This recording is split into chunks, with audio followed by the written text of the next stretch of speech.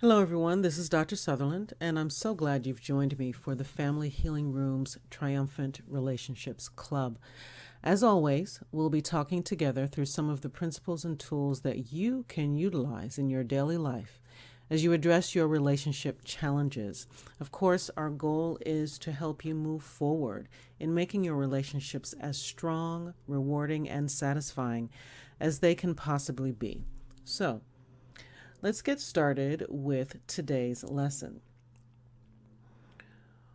Today we're talking about communication as a critical tool for significantly improving your relationships. With very few exceptions, every individual, couple, and family that I've worked with as a licensed professional counselor over the last 20 years or as a coach has struggled in some way with communicating effectively. So that's why I think this is a critical tool for moving the needle in a meaningful way towards strengthening the connections that you have with the significant people in your life, whether it be immediate family that you live with now, extended family that you no longer live with, close friends, or coworkers. So, to be completely clear, all family members communicate in some form or another. When parents and children fight or argue, whether that is verbally or physically, they're communicating. When couples are intimate or when they refuse intimacy with each other, they're communicating. When siblings give each other the cold shoulder or say nothing to each other, they are communicating. So, when you think to yourself or hear someone say, I just can't communicate with him or her, or what's really going on? I can't get through to them. What they're really saying and what's really happening is that they're struggling to communicate effectively. They're struggling to connect. Their ways of communication bring pain rather than healing. Instead of being heard and understood, family members feel ignored or unimportant. That inability to hear the heart of another leads to misunderstanding, and it tears family members apart rather than increasing empathy and connection.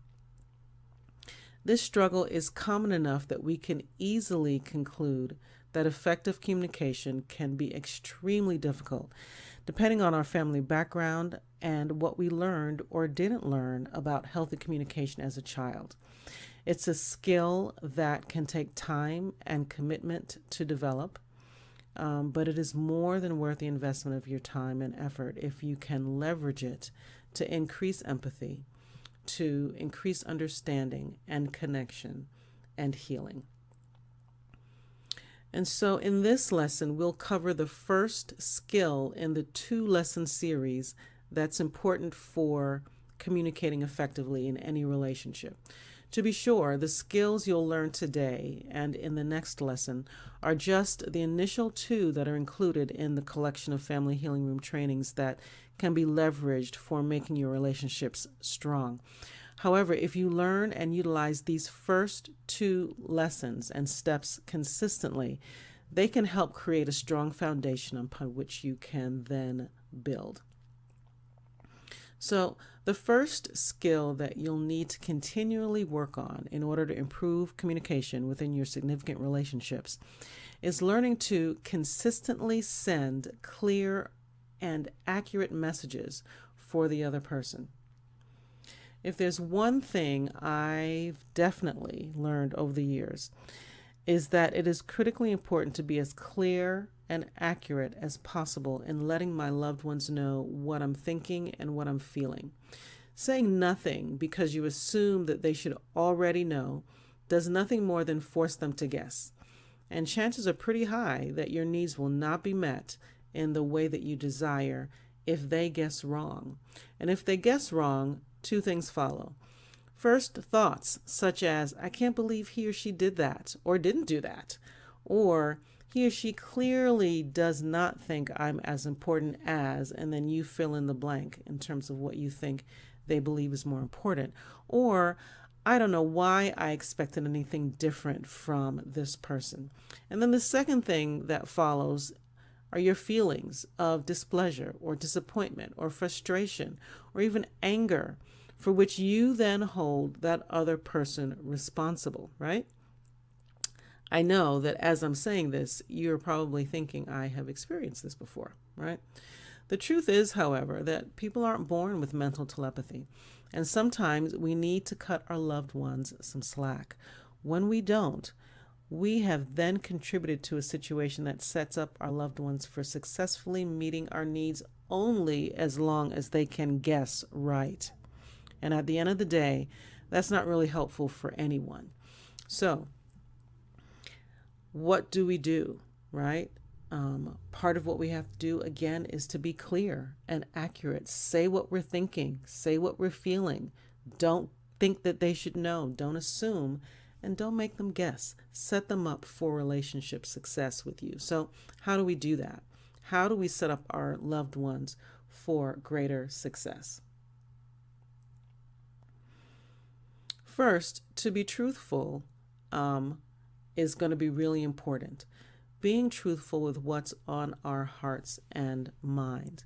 To be sure, telling the complete truth can be tricky because sometimes that means that what needs to be said can be painful for one of you or for both of you. My adult daughters recently went through a situation like this. They experienced some really painful emotions about a situation they both felt they had very little ability to control. But because they struggled to be honest about their own thoughts and emotions, they experienced significant distance in their communication for about 2 or 3 months. They were each left to guess about what the other was feeling and initially made some incorrect assumptions. And because they're not used to that type of emotional distance, it felt even more painful for them.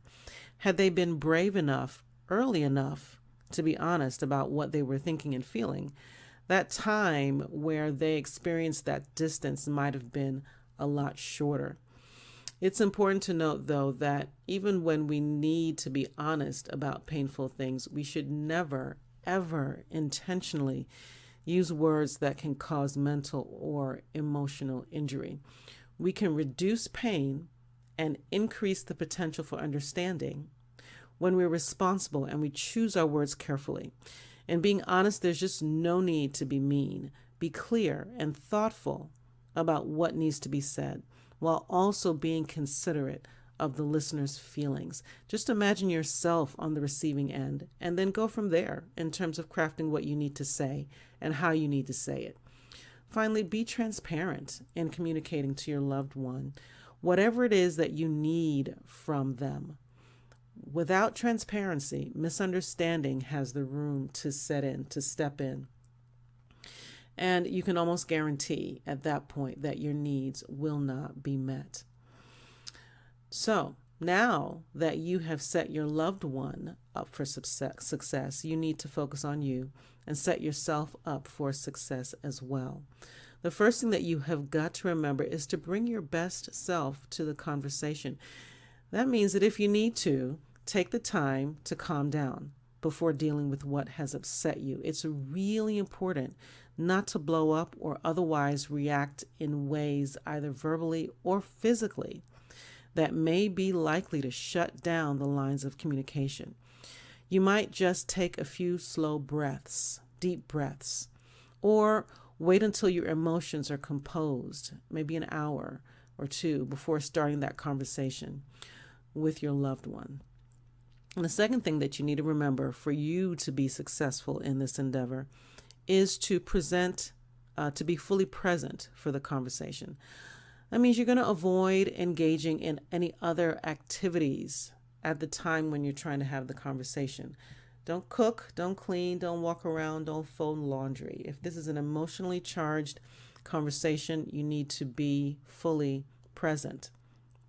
Rid yourself of electronic distractions like cell phones or tablets or television playing in the background or computer screens. If your computer is like mine, my email and my Facebook notifications are dinging and popping up pretty frequently, right?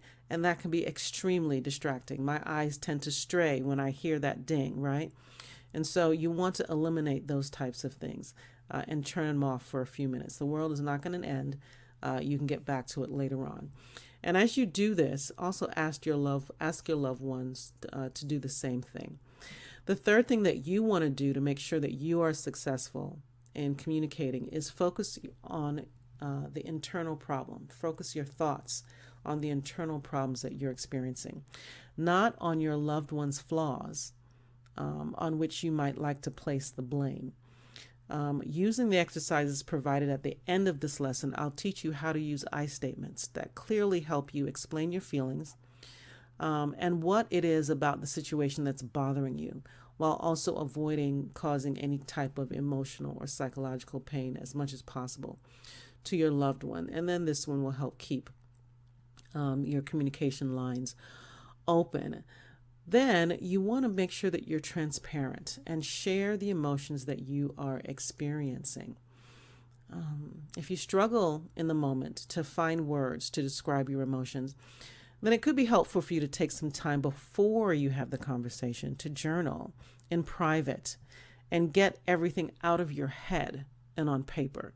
This increased self-awareness and self-understanding can be really helpful and be a healthy way of clarifying what you want to communicate when you talk with your loved one.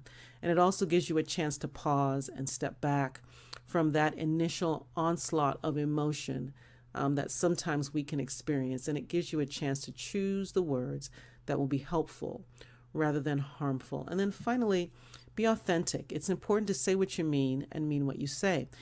Everyone communicates with their facial expressions and their body language in addition to their words. So be really sure that what you feel inside matches what you're communicating verbally, or what you're communicating verbally, make sure that matches what you're feeling inside.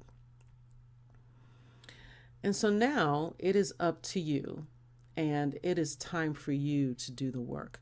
Consider what we've covered today and use the worksheets provided at the end of the lesson to identify how you can make improvements in saying what you mean and consistently sending clear and accurate messages for the other person to hear. It is the first step in adding to your communication skill set and changing how you relate to your loved ones. I encourage you to take your time and be thoughtful about working on and through this process. And I look forward to seeing you in the next lesson.